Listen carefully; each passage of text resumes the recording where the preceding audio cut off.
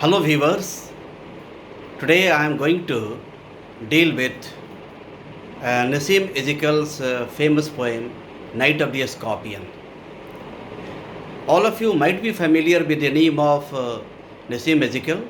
He is regarded as one of the greatest modern English poets, and he has written a number of poems. This Night of the Scorpion is a very popular poem written by Nassim Ezekiel. It describes an incident in the life of the poet. But through this incident, he conveys to the readers many important messages. The poet recalls an incident when one rainy day his mother was stung by a scorpion. It was raining for almost 10 hours, and a scorpion had escaped and had come into the house, and it had hid itself beneath the sack of rice. When the mother went there to fetch the rice, she was stung by this scorpion, and she was suffering from this excruciating pain. Now, when this news broke out, all these neighbors and the villagers swarmed together, just like bees.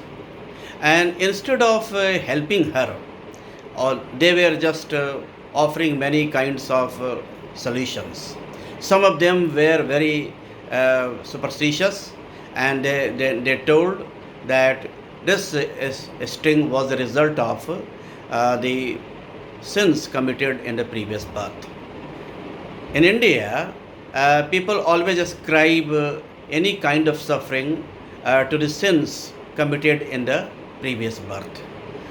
And so other many people were giving many kinds of advice. His father was a rationalist, and he was offering paraffin and other medical solutions, and after 10 hours his mother could recover, and this pain receded and she became all right. But when she recovered fully, the only utterance which came out of her was that thanks God the scorpion had not stung his children. So this shows how the Indian mothers are very anxious about the safety of their children more than their own safety.